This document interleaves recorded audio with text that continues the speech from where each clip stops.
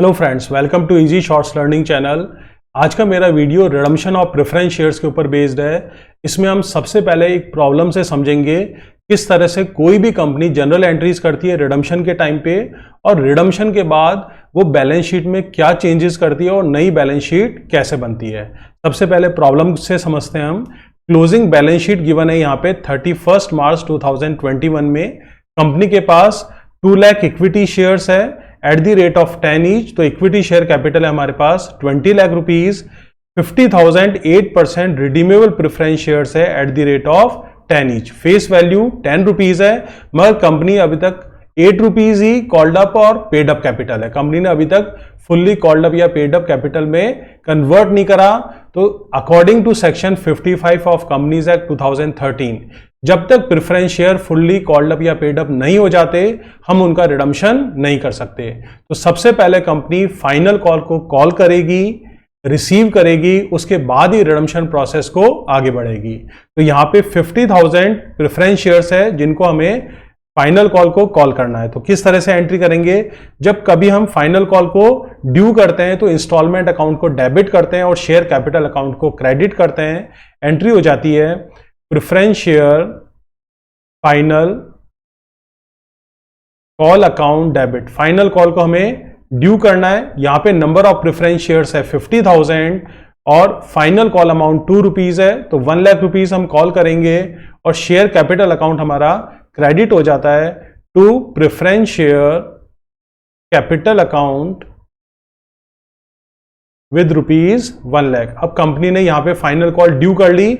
अब जब company final call receive करती है तो उस केस में कंपनी का बैंक बैलेंस इंक्रीज हो जाता है। कंपनी एंट्री करती है बैंक अकाउंट को डेबिट करती है। तो एंट्री हो जाती है bank account debit to preference share final call account, और कंपनी ने फाइनल कॉल रिसीव कर ली। प्रेफरेंस शेयर होल्डर्स ने पेमेंट कर दिया 1 लाख रुपीज का। अब यहां पे हमारे प्रेफरेंस शेयर कन्वर्ट हो गए पार्टली कॉल्ड अप या पेड अप से हमारा फुल्ली कॉल्ड अप या पेड अप में कन्वर्ट हो गए। अब हम इसका रिडम्पशन कर सकते हैं। तो 1 लाख रुपीज रिसीव हो गए। हमारे पास बैलेंस शीट में 4 लाख रुपीज लिखे हुए थे, 1 लाख हमें और मिल गए। तो यहां पे प्रेफरेंस शेयर कैपिटल में हमारे पास अमाउंट आ गया 5 लाख रुपीज। फिर उसके बाद रिजर्व्स एंड सरप्लस की बात करें तो यहां पे जब हम प्रेफरेंस शेयर्स का रिडम्पशन आउट ऑफ प्रॉफिट से करते हैं तो उस केस में फ्री रिजर्व्स को हम यूज लेते हैं और नॉमिनल कैपिटल का जितना अमाउंट हम आउट ऑफ प्रॉफिट्स में एडजस्ट कर रहे हैं वो अमाउंट चला जाता है एक नए अकाउंट में जिसको हम बोलते हैं capital redemption reserve account, CRR account. तो यहां पे फ्री रिजर्व्स में हम कैपिटल रिजर्व को यूज नहीं लेते, हम यूज लेते हैं सरप्लस अकाउंट को और जनरल रिजर्व को। तो सरप्लस अकाउंट में हमारे पास बैलेंस 2 लाख रुपीज है और जनरल रिजर्व में बैलेंस है 1 लाख रुपीज। करंट लायबिलिटीज में सैंडरी क्रेडिटर्स 1 लाख रुपीज है। असेट्स में हमारे पास है land and building 10 lakh rupees, plant and machinery 13 lakh rupees. Current assets में हमारे पास स्टॉक है, डेटर्स है और कैश एट बैंक बैलेंस हमें गिवन है 5 लाख रुपीज, जिससे हम रिडम्पशन करेंगे प्रेफरेंस शेयर होल्डर्स को। एडिशनल इंफॉर्मेशन में हमें गिवन है on 1 April 2021 board of directors decided to redeem the preference shares at A premium of 10% के प्रेफरेंस शेयर्स पे 10% के प्रीमियम पे हमें रिडम्पशन करना है। अब प्रीमियम जब भी हम रिसीव करते हैं तो कंपनी का प्रॉफिट होता है और सिक्योरिटी प्रीमियम अकाउंट को हम क्रेडिट करते हैं, मगर जब हम प्रीमियम एक्स्ट्रा अमाउंट देते हैं रिडम्पशन के टाइम पे तो हमारा लॉस होता है और इस लॉस को हम एडजस्ट करते हैं या तो हम आउट ऑफ प्रॉफिट से या out of security premium reserve account से। ये हमने लास्ट वीडियो में समझाया कि किस तरह से हम प्रीमियम का एडजस्टमेंट करते हैं अलग अलग अकाउंट से। तो यहां पे सबसे पहले हमारे पास 5 लाख रुपीज प्रेफरेंस शेयर्स में है, तो 5 lakh rupees preference share capital है। 10% प्रीमियम पे रिडम्पशन कर रहे हैं तो 5 लाख रुपीज का 10% हो गया 50,000। तो टोटल पेमेंट करेंगे प्रेफरेंस शेयर होल्डर्स को हम 5,50,000 का। अब किस तरह से रिडम्पशन करेंगे और क्या क्या प्रोसेस हम इन्वॉल्व करते हैं इसके अंदर। For redemption of preference shares company issued sufficient number of equity shares at the rate of 10 each. Redemption के लिए हम इक्विटी शेयर भी इशू कर सकते हैं, कंपनी बोल रही है, और यहां पे इक्विटी शेयर हम 10 रुपीज की इशूड प्राइस पे या फेस वैल्यू पे इशू करेंगे। जनरल एंट्रीज हमें करनी है और बैलेंस शीट बनानी है आफ्टर रिडम्पशन। किस तरह से? सबसे पहले हम जनरल एंट्रीज के लिए एडजस्टमेंट करेंगे। तो यहाँ पे 5 लाख रुपीज का हमारा प्रेफरेंस शेयर कैपिटल की नॉमिनल कैपिटल है जिसको हमें एडजस्ट करना है। अब ये एडजस्टमेंट हम या तो आउट ऑफ प्रॉफिट से कर सकते हैं या आउट ऑफ फ्रेश इशू से कर सकते हैं। और दूसरा है प्रीमियम का हमें पेमेंट करना है, और प्रीमियम हम पेमेंट कर रहे हैं 50,000 का, और ये जो 50,000 है ये हम एडजस्ट करेंगे। फर्स्ट प्रेफरेंस होती है आउट ऑफ प्रॉफिट से हम एडजस्ट करेंगे। अब यदि आउट ऑफ प्रॉफिट्स में हमारे पास अमाउंट नहीं है तो हम सिक्योरिटी प्रीमियम रिजर्व को भी यूज में ले सकते हैं। तो यहां पे सबसे पहले हम एडजस्ट करेंगे premium on redemption of preference shares, क्योंकि फर्स्ट प्रेफरेंस होता है आउट ऑफ प्रॉफिट से एडजस्ट करना। और आउट ऑफ प्रॉफिट्स या फ्री रिजर्व्स में हमारे पास सबसे पहले सरप्लस अकाउंट में 2 लाख रुपीज है, और प्रीमियम का अमाउंट है 50,000। तो यहाँ पे ये 50,000 का एडजस्टमेंट हम 2 लाख रुपीज में से कर लेंगे। तो यहाँ पे प्रीमियम ऑन रिडम्पशन 50,000 है, और ये हमने एडजस्ट कर लिया आउट ऑफ प्रॉफिट से, सरप्लस अकाउंट से हमने निकाल लिए 50,000। अब ये हमारे पास बैलेंस हो गया निल। अब हम बात करेंगे nominal capital of preference shares. अब यहाँ पे नॉमिनल कैपिटल 5 लाख रुपीज है, फाइनल कॉल हमने ऑलरेडी रिसीव कर चुके हैं। अब ये एडजस्टमेंट हम या तो आउट ऑफ प्रॉफिट से करते हैं या आउट ऑफ फ्रेश इश्यू से करते हैं। तो सबसे पहले आउट ऑफ प्रॉफिट्स में देखते हैं। सरप्लस अकाउंट में हमारे पास 2 लाख था, जिसमें से 50,000 हमने प्रीमियम में यूज में ले लिया, तो बैलेंस बच गया 1,50,000। वो हमने एडजस्ट कर लिया सरप्लस अकाउंट से, और जनरल रिजर्व से हमने एडजस्ट कर लिया 1 लाख रुपीज। तो हमारे पास 2,50,000 का टोटल एडजस्टमेंट हो गया आउट ऑफ प्रॉफिट्स में। अब बच गए हमारे पास 5 लाख रुपीज में से हमने निकाल लिए 2,50,000, तो बच गया बैलेंस 2,50,000। ये हम करेंगे आउट ऑफ फ्रेश इशू, यानी इक्विटी शेयर इशू करेंगे। अब जब हम एडजस्टमेंट करते हैं आउट ऑफ फ्रेश इशू, उस केस में हरदम अपन इक्विटी शेयर कैपिटल जितना भी अमाउंट है उसको फेस वैल्यू से डिवाइड करते हैं। तो यहाँ पे हमें रिक्वायरमेंट है 2,50,000 की, और फेस वैल्यू 10 रुपीज है। तो यहाँ पे इक्विटी शेयर इशू करेंगे 25,000, और नॉमिनल कैपिटल का भी बैलेंस हो गया निल।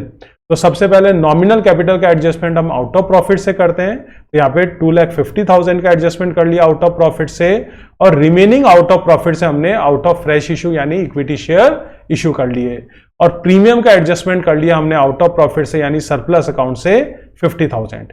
अब जब हम रिडम्पशन का प्रोसेस स्टार्ट करेंगे, जनरल एंट्रीज करेंगे, तो सबसे पहले जितना भी पेमेंट हमें करना है प्रेफरेंस शेयर होल्डर्स को, उतना अमाउंट हम एक नए अकाउंट में ट्रांसफर करते हैं जिसको हम बोलते हैं preference share holders account.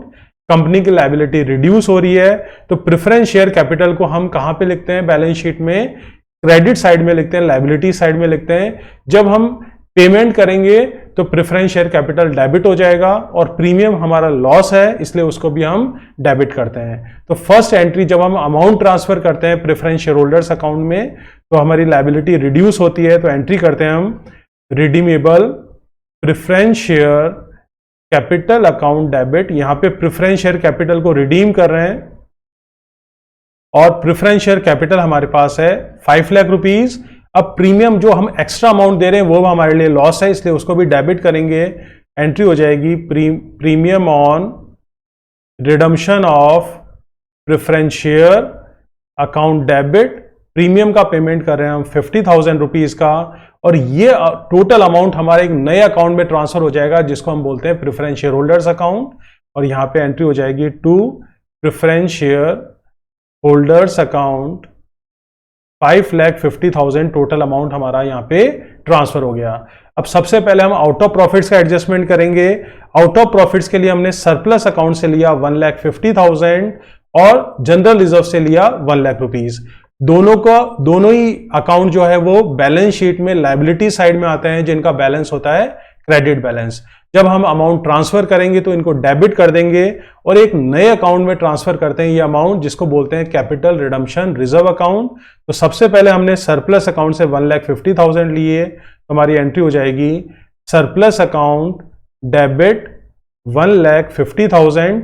General reserve से लिए हमने 1 lakh rupees, general reserve account debit 1 lakh rupees, और ये जो इक्विवेलेंट अमाउंट है ये हमारा एक नए रिजर्व में ट्रांसफर हो जाता है जिसको हम बोलते हैं capital redemption reserve account CRR account.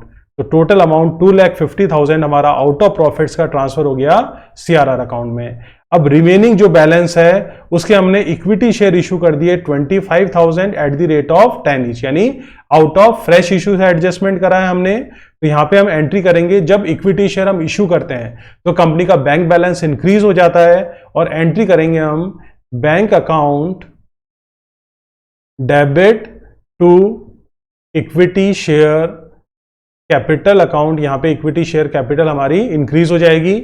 Number of shares है हमारे पास 25,000 at the rate of 10 each, तो यहां पे अमाउंट आ जाएगा 2,50,000 के हमने इक्विटी शेयर इशू कर दिए।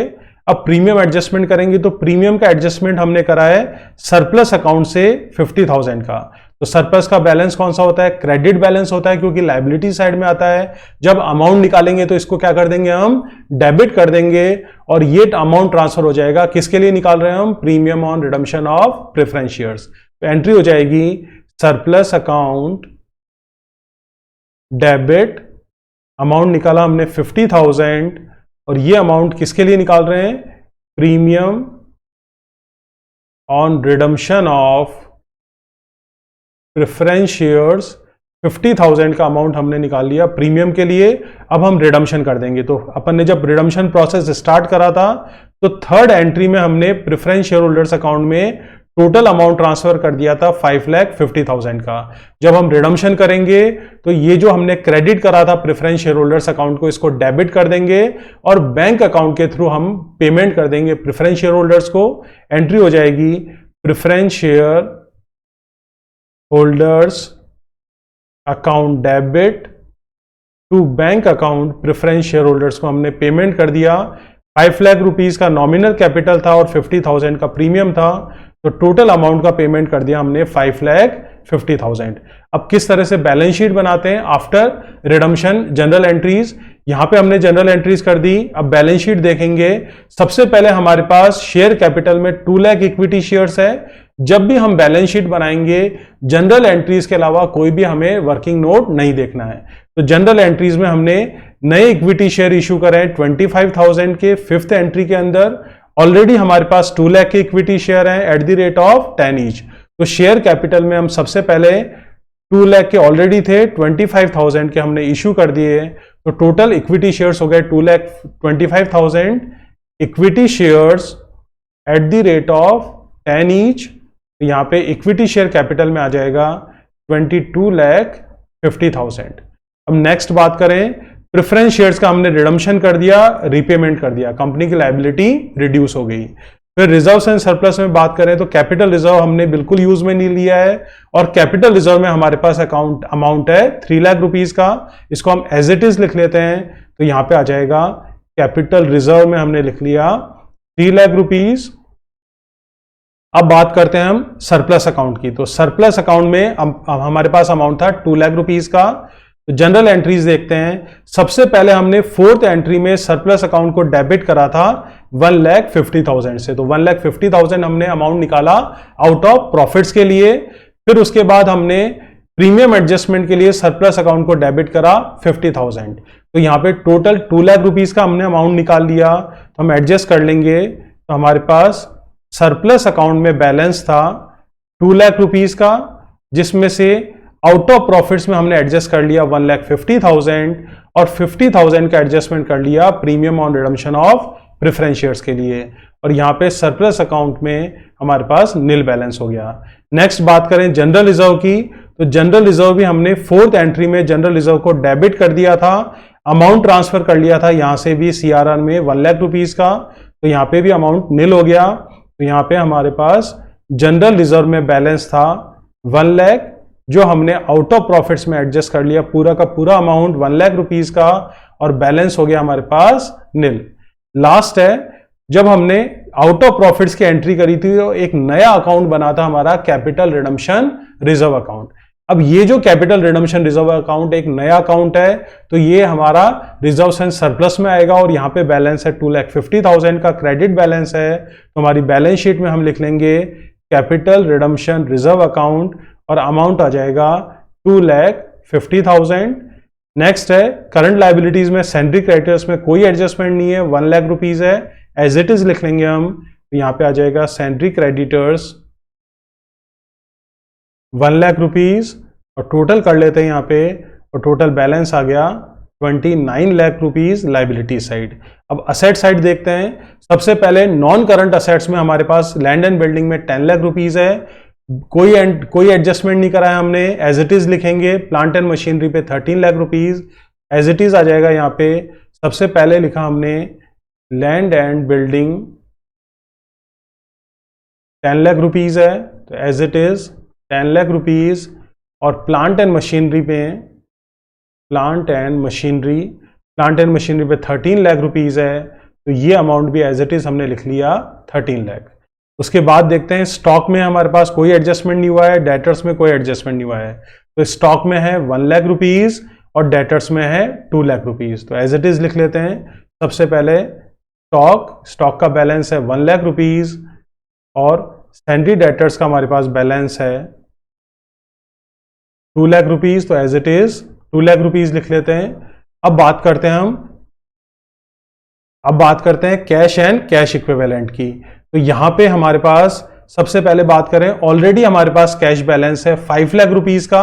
अब किस तरह से एडजस्ट करेंगे इसे, एंट्रीज देखते हैं। जब हम एंट्री करते हैं जिसके अंदर बैंक अकाउंट को हम डेबिट करते हैं, तो बैंक अकाउंट को डेबिट करने का मतलब हुआ कंपनी का बैंक बैलेंस इंक्रीज हो रहा है, इनफ्लो ऑफ कैश हो रहा है, तो उस केस में बैंक बैलेंस इंक्रीज हो जाता है। और यदि बैंक अकाउंट को क्रेडिट करेंगे तो आउटफ्लो ऑफ कैश होता है, तो हम डिक्रीज कर देते हैं। तो सबसे पहले देखते हैं फर्स्ट एंट्री में, सेकेंड एंट्री में हमारे पास बैंक अकाउंट डेबिट हो रहा है। फाइनल कॉल हमने रिसीव करी 1 लाख रुपीज की और इक्विटी शेयर हमने इशू करा था फिफ्थ एंट्री में, जिसमें बैंक अकाउंट डेबिट हुआ 2,50,000 से। तो टोटल कंपनी को अमाउंट रिसीव हुआ 3,50,000। कंपनी ने पेमेंट करा प्रेफरेंस शेयर होल्डर्स को 5,50,000 का। तो लास्ट में हमने सेवंथ एंट्री में बैंक अकाउंट को क्रेडिट कर दिया 5,50,000 से। अब ये हम एडजस्टमेंट कर लेते हैं बैलेंस शीट के अंदर। तो यहां पे हमारे पास कैश एट बैंक में हम एंट्री करेंगे। सबसे पहले हमारे पास बैंक बैलेंस 5 लाख रुपीज का है, तो यहां पे हमने लिखा 5 लाख रुपीज। फाइनल कॉल जब कंपनी को रिसीव हुआ था तो उनको 1 लाख रुपीज रिसीव हुए थे, तो यहां पे हमने 1 लाख रुपीज ऐड कर दिए। और इक्विटी शेयर जब कंपनी ने इशू करे थे तो 2,50,000 इशू हुए थे। और जब कंपनी ने रिडीम करा तो 5,50,000 के प्रेफरेंस शेयर कैपिटल को कंपनी ने रिडम्पशन कर दिया, रीपेमेंट कर दिया।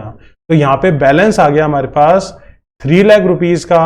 और बैलेंस शीट में असेट्स का भी टोटल हो गया हमारे पास 29 लाख रुपीज। तो यहां पे असेट साइड में, लाइबिलिटी साइड में हमारे पास टोटल 29 लाख है और असेट साइड में भी 29 लाख है। हमारी बैलेंस शीट मैच हो चुकी है।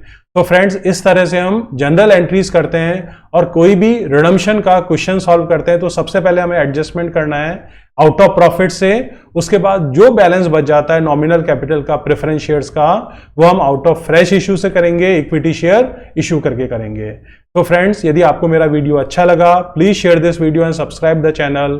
Thank you so much, have a nice day.